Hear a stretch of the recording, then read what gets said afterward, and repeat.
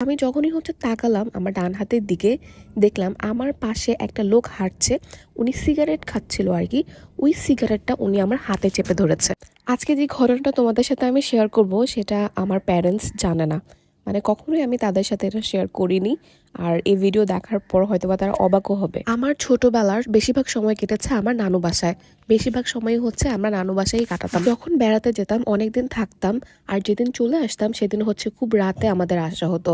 মানে খাওয়া দাওয়া করে পরে রাতের বেলা বাসার দিকে রওনা দেওয়া হতো। বেশিরভাগ সময় শুধুমাত্র আম্মুর সাথে বাসায় আসতাম, আব্বু যেত না আর কি।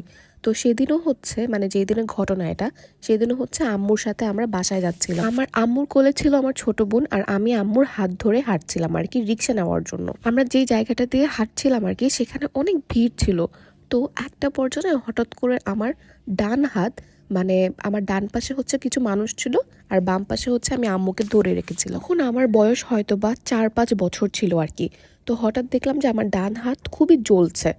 তো আমি যখনই তাকালাম আমার ডান হাতের দিকে, দেখলাম আমার পাশে একটা লোক হাঁটছে। উনি সিগারেট খাচ্ছিল আর কি।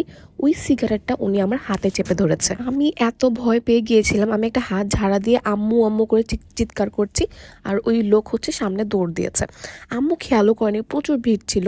আমি এত ভয় পেয়েছি যে আম্মুকে আমি কিচ্ছু বলিনি। ওই পোড়া হাত নিয়ে পরে আমি বাসায় ফিরি, কিন্তু তবুও আমি আম্মুকে কিছুই বলিনি যে আমার সাথে কি হয়েছে। ওইটাই কিন্তু লাস্ট এক্সপিরিয়েন্স না আমার এসবের আর কি।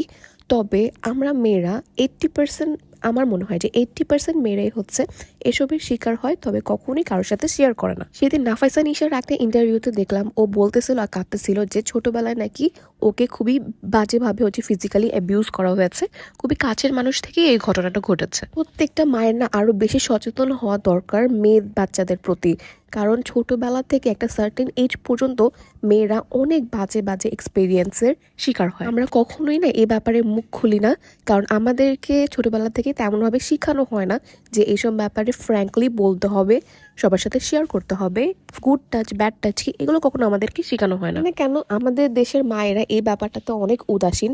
তবে আমার মেয়ে বাচ্চা হলে আমি অনেক বেশি সতর্ক থাকবো অলওয়েজ।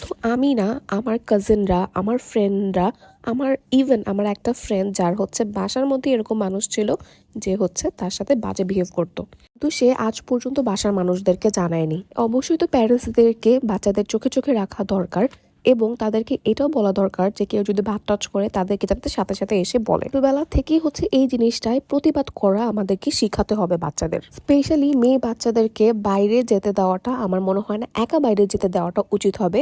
বাচ্চাটা খেলাধুলা করবে, বাইরে যাবে, এটা খুবই স্বাভাবিক।